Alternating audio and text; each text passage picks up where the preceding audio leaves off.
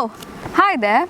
I was just reading about elections in this political science textbook of class 9. And you know what? We read a lot about politics and elections in our textbooks. We watch campaigns on the TV. But as students, when do we actually get the opportunity to witness an election, to feel an election, Isn't it during school elections? Like, that is when we actually get to witness the election campaign and the voting process and get a thorough insight as to what elections are and how they are conducted in our country. So why do I tell this? Because after 2 long years, Dayapuram Residential School is finally conducting elections to the school's official parliament. Election fever has spread all over the school, let me tell you that. And also there's a lot of competition, there's a lot of excitement, and the nominees are ready to show their leadership qualities.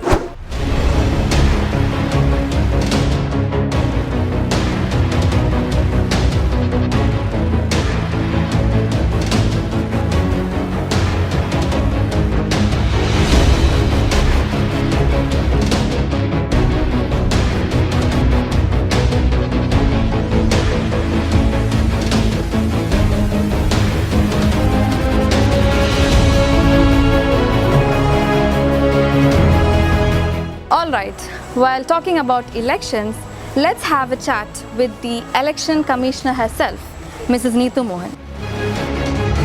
Mrs. Neetu Mohan, so could you please provide us a short description, an overview of the election process here at Dayapuram Residential School? Yeah, it's after 2 years of corona pandemic, we are conducting parliamentary election in our school with 2 phases. First phase is actually for the election for the post of Member of Parliament, and which will be conducted from classes 6th to 12th standard. And here each class is being considered as one ward.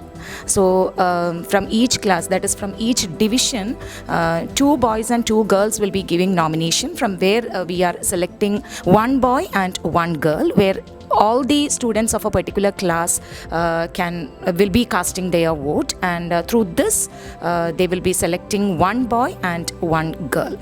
And that's all about the first phase. And further, after the declaration of the MP result, we will be moving towards the second phase, where the election for the president and prime minister will be conducted. And usually the candidates for the post of president will be from 12th standard, and the post of prime minister, the children will be from 11th standard. Okay, that's very interesting.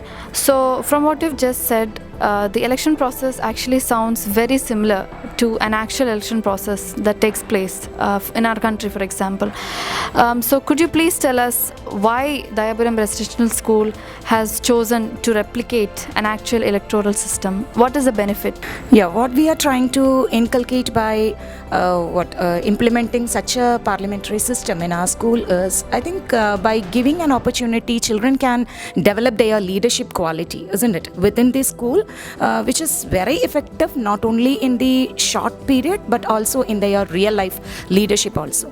And I think by giving opportunities for these children, not only they can develop the leadership, but they will get a proper idea about how the actual process of parliamentary system of the government, that is what is the how it functions properly and how democracy works. And I think above all, we need to implement such a system in our school itself, because future India always is in the hands of our children, the future citizens of India. So I think it's very necessary, all the school need to implement. I'm very thankful to you for your input. Thank you so much. So we've got a brief description of the election process, and now it's time to move to the first step of the second phase of voting. That is the Meet the Candidates program of the President and the Prime Minister.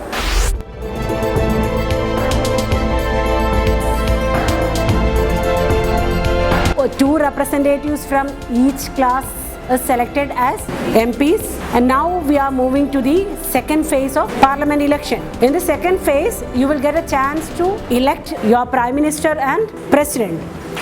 And as a political science student, I know the functions of a president and the roles of a president, and I'll try my best to bring those to the advantages of the students. I can be bold and can say that if I win, I'll be the MP you can rely on anytime, and if you have any problems, you can approach me at any time, and we'll bring greater changes in Dayapuram. I'm not going to promise you that if I become the president, I'll change Dayapuram completely. But what I can promise you that there will be a lot of changes, and you guys are going to love it. Is make the parliament a safe space for everyone, and it should be approachable. Especially the younger MPs here, you might feel like you don't have an opinion in the parliament, but you do. Every voice matters. After the Meet the Candidates program, it was time to kickstart the campaigning. The candidates for President and Prime Minister campaigned throughout the school, entering from class to class, mobilizing support and putting up election posters on the notice boards.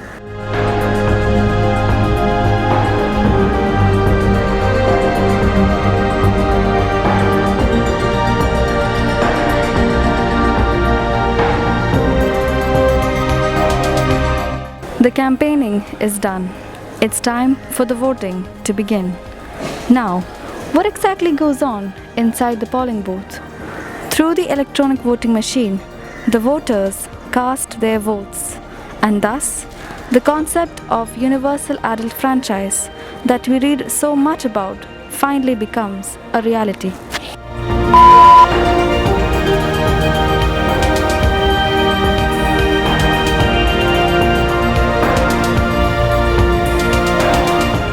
I see you're going to cast your vote. So, can you please tell what you're feeling right now? What are your feelings? Well, I'm feeling nervous and excited as well for choosing a leader among ourselves, and very happy to become a part of this. After 2 years of with this corona pandemic, we are back again to the school and electing our members. So I think I'm very happy to elect the suitable person for this representative. For the smooth conduct of the parliamentary elections here at Dayapuram Residential School, 6 students were assigned as the observers. So let's hear from them. So as the observers, what was your experiences, and can you just explain your feelings?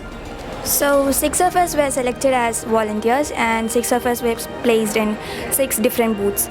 So the experience was very similar to the actual election that takes place, and it was very exciting. We could see the excitement in all other students. It was really just like the actual election that takes place in our country.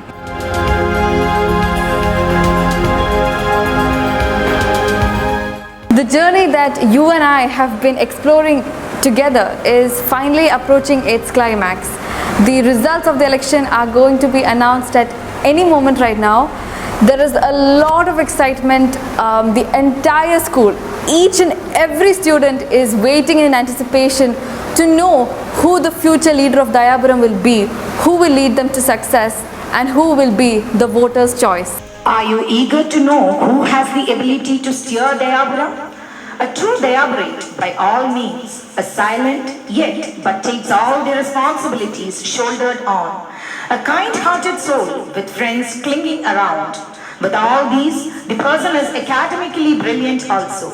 Any guesses? Yes, the right person to lead and take Dayapuram in the right spirit is Naveed S. Anil, our elected president for the year 2022-23. Coming to the dignified post of Prime Minister is Ms. Amrin Jazeel, a new face to Dayapuram.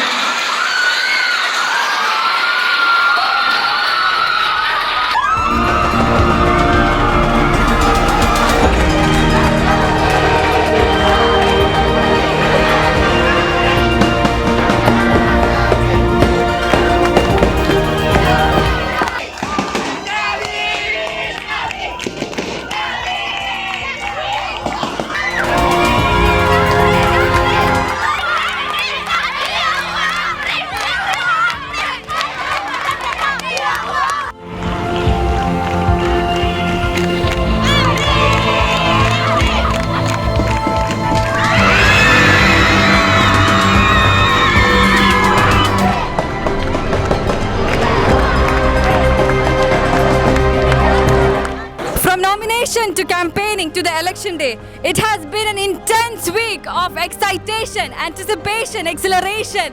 There is so much of excitement around. The moment we are waiting for is finally here. It's like watching a movie. We have finally reached the climax. And here we have the democratically elected President and Prime Minister for Dayapuram Residential School for the academic year 2022 to 2023. Everyone give us applause! Look at all your supporters. This support, your win is the proof of the students' belief in you, the students' trust in you. We firmly believe that you will lead Dayapuram to greater heights, will flourish with you. Thank you all. Thank you so much. Boys and girls, are you happy?